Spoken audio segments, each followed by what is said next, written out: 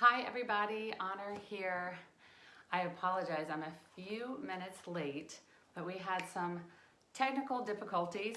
I usually go through Zoom, and I think Zoom is new and having some kinks, and so at the last minute it would not come on. So I just decided to go straight to Facebook Live and go ahead and get on from here, because today I'm so excited. We're talking about food and nutrition. So I want to make sure that you guys get all this information because you're really going to want it. So today we're going to talk about food. And yesterday we talked about mindset, which is very important because we have to have the right mindset to go forward in what we want to do with our health and all of that. So, and guys, feel free to chat. I'm not sure if I'm going to be able to see you or not. I'm going to try. But yeah, I don't know if I'll be able to see you or not. I'm gonna try. If not, I'll answer all your questions after. Just put them in the comments and I'll get right back to you. So we all love food, right? We all love food, and food is everywhere. It's at our church, it's at parties. We go out to dinner, we're at sporting events, we're at funerals, we're at weddings, like I said, and there's food everywhere. Every social gathering we have is usually revolves around food. So no wonder we have a hard time trying to have willpower. So what should we eat?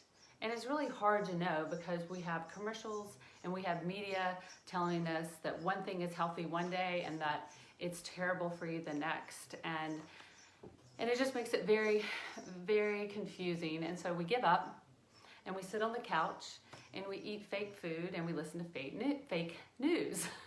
So I know we want to change that and we want to make some great changes. So where do we go from here and how can I help you with that? And that's what I'm here for today. So the first thing I need to tell you is to talk about food and nutrition in 30 minutes is really hard to do, especially after the years of studying it and learning myself and learning my body and how it works and reading all sorts of things. It's hard to condense all of that into 30 minutes. So what I'm going to do for you, hi Natalie, thanks for getting on. And if anybody that gets on, please tell me where you're from, how you're doing today. I'd love to hear from you. So we get all of this information from all these people, and I've been doing research, and it's just hard to really be able in 30 minutes to tell you exactly everything there is to know. There's no way to do that, but what I can do is give you some 4 basic principles, and that's what I'm going to do for you.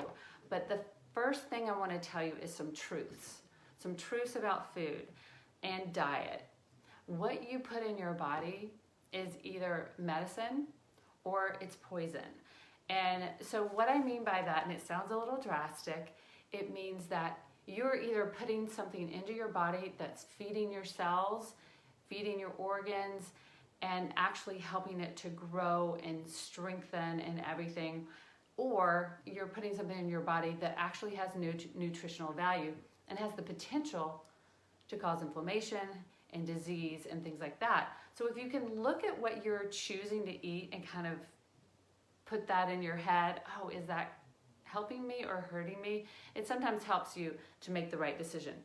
But one other truth about food and diet, and when I talk about diet, I know everyone hates that word. And honestly, guys, all I'm saying when I talk about diet is what do you eat? Because you either have a poor diet or a good diet. A diet is just an easy word to say, what do you eat? So I want everyone to know that what's healthy for one person may not be healthy for another. So when you have friends and people going, oh, you have to do this diet, or you need to do the intermittent fasting, or keto is the only way to go, or vegetarian is the only thing you can do, that might be great for that person. But you really need to take responsibility, we all do, because you know your body better than anyone else. And to be honest, you probably know your body better than the doctor who only sees you for 10 minutes. Now, I'm not telling you not to see your doctor. I think doctors are extremely important. I myself am a certified health, life, and mindset coach. I am not a doctor. I'm not trying to diagnose or cure anyone. I'm just trying to add value and give you some good information that might work for you. So also, even though one diet might work for another person and not for another, it's the same with you. What you used to be able to eat 5 years ago, you might not be able to eat today because your body is always changing. As we age, everything's changing. Your gut biome changes, your organ tissue changes and regenerates, and we get older. So you have to realize that this is an ongoing thing, trying to figure out what the best thing, because everybody's body is different and constantly changing. So the important thing is find something that works for you. And that's easier said than done, because what you're going to need to do is do a little research. Your body is the best way to figure out what's good for you or not, because your body will give you signals, it will give you signs and let you know if something is good for you or not. Because I could tell you over 100 protocols for diets, everything from keto, low carb, high carb, vegan, macro, intermittent fasting, raw, what do we have? We have the blood type diet, the Engine 2 diet, the genotype diet, juicing. I mean, no wonder it can be quite a bit confusing. And so with all these diets and all these things and knowledge that we know, why in the world are 70% of Americans today overweight or obese? That's 228 million Americans are overweight or obese. Those 228 million people, they are actually have that underlying condition that puts them at risk for any of these viruses and things that are going around. And it's really a recipe for disaster. So 40% of all of the people that are overweight and obese are obese. So 40% of the obese people today, I think it's in 2020, compares to the rate of obesity in 1962 was 3.4%. So how could there be such a disparity now, this many years later, with all our technology and that we know what's good to eat for you and what's not? Why have we just become a sick, tired, and overweight culture? Well, it's our food, because we're putting processed, super processed, fast food, sugar, things that we're lacing everything with that is highly addictive, because honestly, the FDA, it's big business, guys. And so we still have but it doesn't matter, because we have the choice. And if we know what to do, then it's okay. We're going to choose differently, and we're going to choose wisely. So, and the one thing that I will tell you of why this obesity and overweight thing is so, I guess, so important to look at. 1 out of 2 Americans has a chronic disease, and 1 out of 4 Americans has multiple. So our diets are destroying the quality of our life, they're shortening our lifespan, and they're really threatening the health of future generations. So how do we fix this? Well, like I said, we need to make some changes, and today I'm just going to give you 4 basics. If you can do these 4 basic things, you're going to get healthier. You're going to get a body that feels better, has more energy. You're going to lose a lot of excess weight if you just do these 4 things. Hi, Tony. How are you? So thanks for joining. So the first thing we need to do is we need to reduce inflammation. We need to reduce inflammation in our body. And a lot of people are like, well, actually my husband asked me this morning, well, what does inflammation mean? I think of a player who hurts himself and sprains his ankle or muscle, and that swells up, and that's inflammation. I said, well, it is. And he goes, well, how do you know you have inflammation in your body? Because inflammation in your body can cause disease. It's the root cause of all disease, but you can't always see it. But there's signs. The signs are brain fog, headaches, skin conditions, gut issues, if your gut's not feeling well, that whole gut biome, if it's not working right, it's probably inflamed. So there are signs to tell. So how do I have a body with no inflammation? So the first thing you need to do, and the first thing that I would suggest, is eat a low acid, high alkaline diet. And high acid foods are very pro-inflammatory. And so you want to stay away from anything that causes inflammation. First thing, sugar. If you can eliminate or reduce sugar, you are going to drastically reduce the inflammation in your body. And like I said, it's the root cause, inflammation, of disease, cancer. The test that you take to see if you have cancer or not, or a lot of cancers, is they inject a dye or a substance into your body that's really high glucose sugar, and where the x-rays light up is where the cancer is, because cancer feeds on sugar. So if you eliminate sugar, you're basically killing the source of cancer to grow. So if for no other reason to not eat sugar, that would be the biggest one. We want to avoid vegetable oils, and just because it says vegetable does not mean it's good. Vegetable oils and corn oil and soy oil, they're all very highly processed omega-6s, and you're going to find them hidden in everything: your protein bars, your breakfast bars, your cereals. We get way too much refined vegetable oils, and we need to look more on using the oils like MCT oil and coconut oil and olive oil, ghee butter, things that are fats but really healthy for us, and they're actually going to contribute. They're going to be that medicine, not that poison. Refined flour.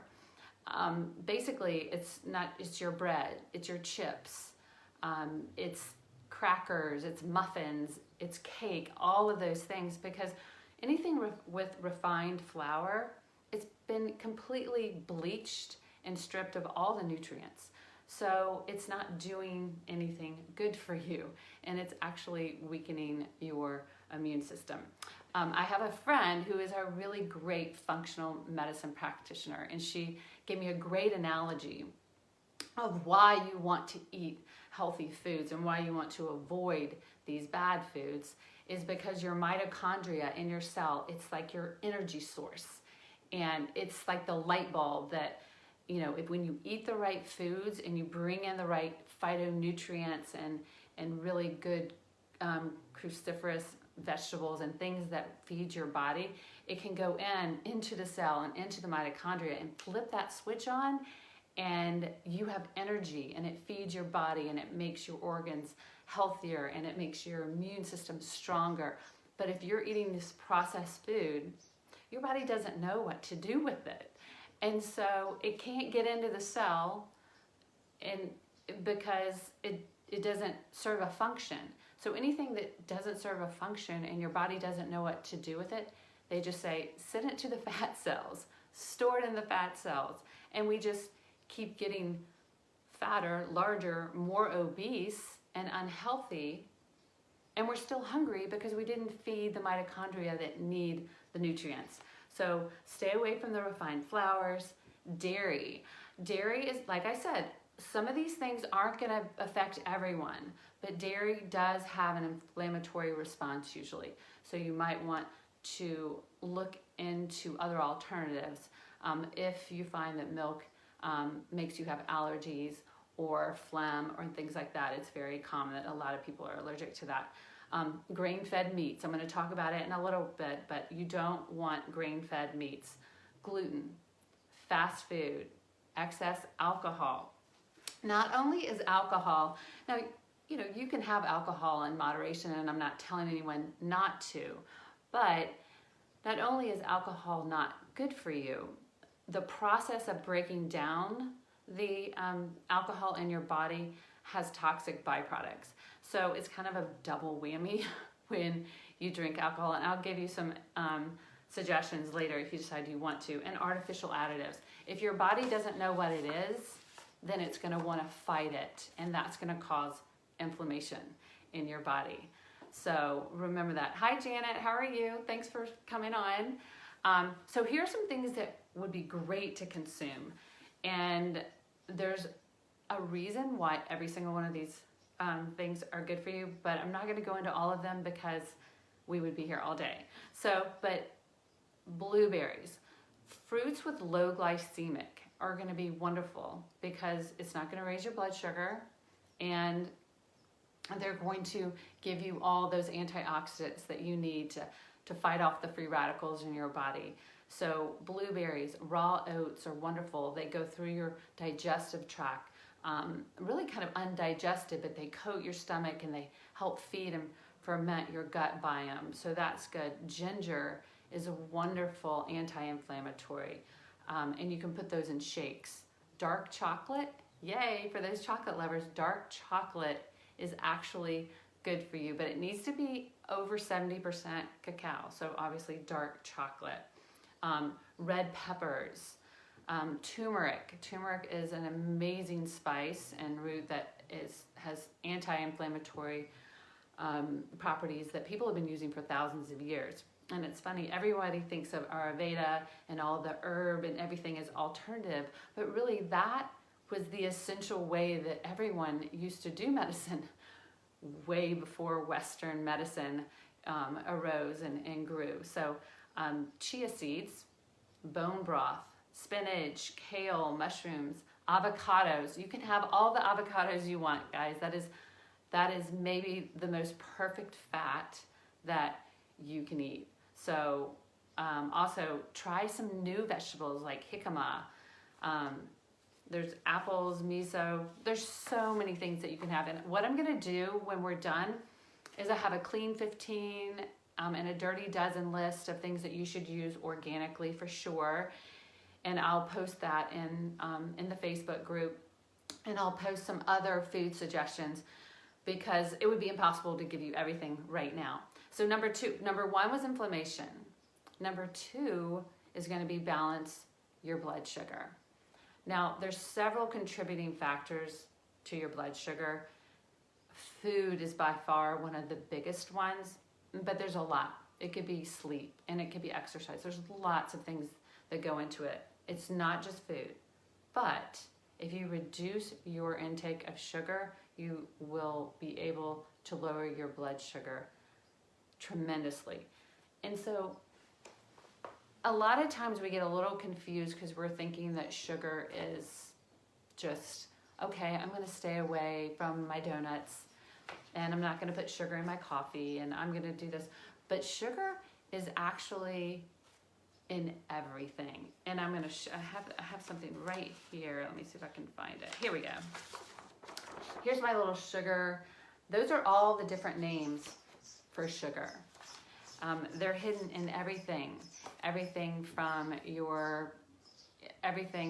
condiments, and actually deli meat has sugar in it. So you really have to be careful about when you say, oh, I'm not eating sugar. That's why I really, really recommend people to write in a food journal, even if it's just for a week, just so you can see, okay, what am I really eating? Because sometimes we're not really aware. So why is it important? Why is it so important to reduce or balance your sugar? Well, it's because if you don't, that is why so many people in America have diabetes. And let me give you the statistic. 34 million Americans have diabetes. 34 million. 88 million are pre-diabetic and are on the road to getting there as well. The cost of diabetes just in the US is $327 billion a year. And it's even more millions and billions of dollars of cost to companies that, because people are out of work and they're not working and it's costing them. So your hormones, your insulin hormone is what comes into play when you're eating sugar. So the reason why you want to do this is insulin is our fat storing hormone. And what it does is when you eat sugar and your blood sugar spikes up, the insulin comes in and it lowers it for you. And that's great. I mean, that is a vital function in our bodies. And we are so thankful for the insulin that we do have. But if you eat too much sugar and your body has to keep giving you insulin over and over and over again, it's like when you drink, say, alcohol. The first time, after one drink, you kind of feel a little lightheaded. But if you drink all the time, then you build up a tolerance. And that's what our bodies does with insulin. If you eat too much sugar all the time, your body needs more and more and more insulin just to lower your blood sugar. And insulin is your fat storing hormone. So once it takes the sugar and lowers it, if you haven't worked it off or gone to exercise and expended those calories, sorry, I've got to put on my thing, and extended those calories, then they're going to be stored as fat. Anything your body doesn't know what to do with, stored as fat. And so it's everything from the toxins that come into our body. So it's really, really important that you stabilize your blood sugar. So the easiest way to do that is to eliminate sugar. And some people will give you the argument, well, you need sugar. You need glucose for your brain and all that. Well, trust me, you're going to get sugar.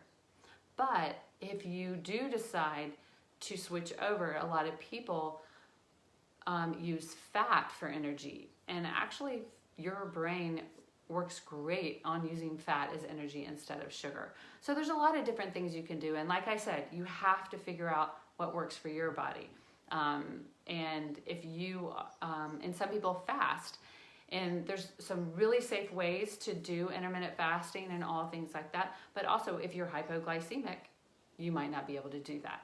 So that's why it's helpful to work with a doctor or work with a coach and know and safely try these new things that you might want to do. Number 3. So we've got number 1 is inflammation. Number 2 is stabilize your blood sugar. And number 3 is drink water. I can't tell you enough how much water is so vital for our vitality. We are made up of 70% water. It helps our organs. We stay hydrated. And anybody who has ever been dehydrated knows how bad that is. So we want to stay hydrated. It helps your organs work efficiently. It helps you eliminate waste and toxins out of your body. So the rule of thumb, because a lot of people say, well, I drink 8 glasses of water a day. This is the formula. Take your weight. Say I weigh 150 pounds. You should drink a half of your weight in ounces. So if I'm 150 pounds, then I should be I should be drinking 75 ounces of water a day. So that's about 4 big things filled up, maybe like this size.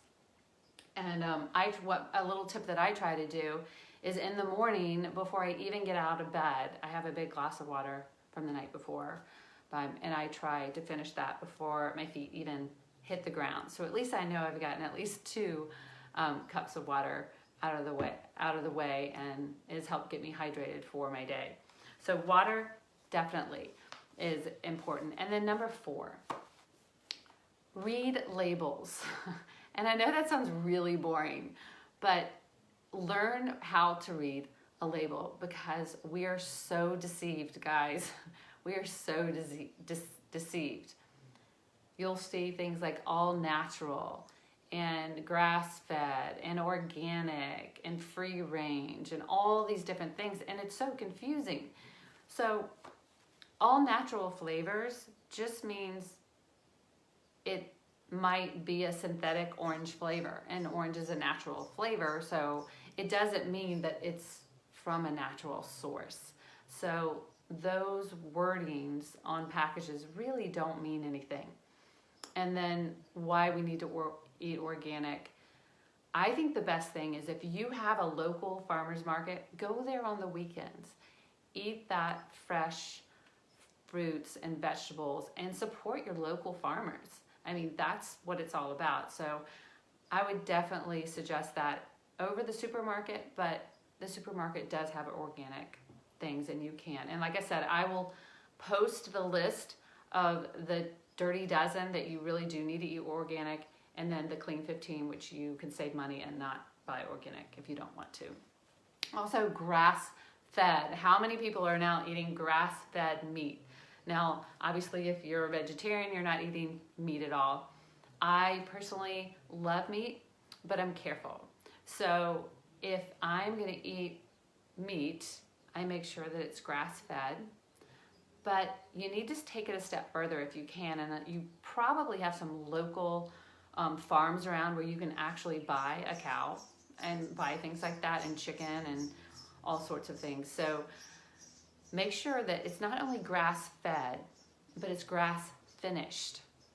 So grass-fed just means that your cow could have eaten grass for a month and never again the rest of its life, and then also eaten grains and things like that, and make sure that it's hormone-free, antibiotic-free. All those things really matter, because whatever the cow eats, you eat. You are what you eat, and it's just kind of going down from the cow to you. But you need to be really, really careful about that. And the reason I say that, and you're like, well, what's the big difference? It's just meat. It can't be that difference. Well, a healthy grass-fed, grass-finished cow is going to have a ratio of omega-3 and omega-6 fatty acids 1-to-1, which is what you want. You want it to be balanced. Even a grass-fed cow that the last 2 weeks of its life, that's called when they finish it, and they want to get the cow fat and ready to slaughter, a lot of times they'll finish a cow with grains and corn and soy and all of that stuff. And when they tested a cow that was grass finished with the 1-to-1 ratio, and you compare even a grass-fed cow that was grain finished, the ratio was 1-to-11. The actual makeup of the cow's muscles was completely changed within 2 weeks of what they were eating in their diet. So I don't even know how we could say that it's not going to affect us as well.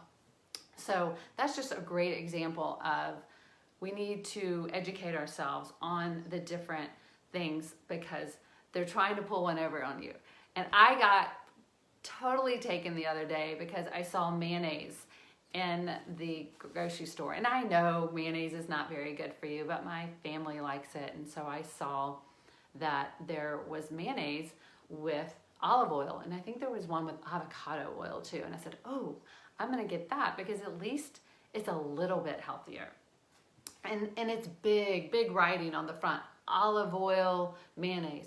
And then I get it home, and my fault, I didn't look on the back. Olive oil was like the very last thing. It still had every bad oil in it. It had every bad ingredients, but they had a little bit. And yet they made that the most predominant thing on their label. So we also want to avoid fish with a lot of mercury, like tuna and sea bass. Those are the highest. If you're going to eat them, make sure they're wild caught and just not all the time. So that would be, but you can have wild caught salmon, and actually sardines are wonderful for you. I'm not a huge fan, but sardines are really packed with a lot of nutrients for you. So there's a lot of things on labels, guys, that I can't even begin to tell you about. BHA, BHT, BVO, red dyes, yellow dyes, all that. And honestly, I'm going to do a lot more workshops where I will go specifically into different additives and toxins and how that affects your hormones and all those things. But for today, I just wanted to touch on those 4 things. And so if anyone has any questions, hi Elizabeth, how are you? Nice to see you. So I want to recap. Does anyone have any questions?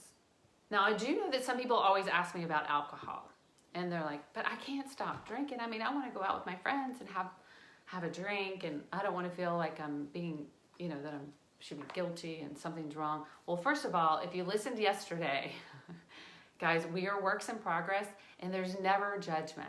Do not judge yourself at all. Just be curious, and then go, okay, if I want to drink, how could I do this a little bit more effective, that it won't hurt my health as much? And what you can do, and what I do, number 1, wine does have a lot of sugar in it, but instead of having 3 or 4 glasses of wine, maybe have 1. If you have multiple glasses, what I tend to do is I'll have a glass and then I make myself drink an entire glass of water before I have the next. Or I actually prefer to drink, if I'm going to drink, I'm not a big drinker actually at all. Don't even need to. But if I do, I would have vodka because there's not a lot of sugar in it. But alcohol does slow down your metabolism. And like I said, when your body breaks it down, it does generate some toxic components. So it is better to stay away from it, but it's life, and I understand we all have to enjoy a little. So, and also I would definitely recommend a cleanse every now and then. Sometimes I hold 2-week cleanses, and I think it's a really great way to recalibrate and kind of reset your taste buds and all of that. Because once we get out of hand, especially with the sugar, it's really hard to rein it back in. And once you can do a cleanse and kind of reset that, then the sugar you don't even want the sugar. You eat an apple and it's too sweet. So it's all about moderation. So the takeaways today were, we need to figure out what works for your body. Personally, my husband and I, years ago, we really liked the blood type diet. And I think we like that. I'm type O. I think my husband's a B, maybe. And we eat completely different things. It's the whole thing. It's either medicine or it's poison. And so some things that are good for me are not good for my husband, and vice versa. That has worked for us, but it's not necessarily going to work for anyone else, or other people or you, but it might. And so we just need to get curious and try different things. I love intermittent fasting. The reason I like intermittent fasting is because once you get past a certain amount of hours of fasting, your body goes into autophagy. And autophagy, basically, your body helps recycle cells. It's like a Pac-Man, and it just eats the damaged cells, and it regenerates them to make new cells. So it's kind of like when you're sleeping. That's when our body's repairing itself and it's healing. So that, that's an option too. But the 4th main things are reduce inflammation. You're going to balance your blood sugar. You're going to drink a lot of water, and you're going to learn to read labels. So as homework, I'm going to post this right after this video.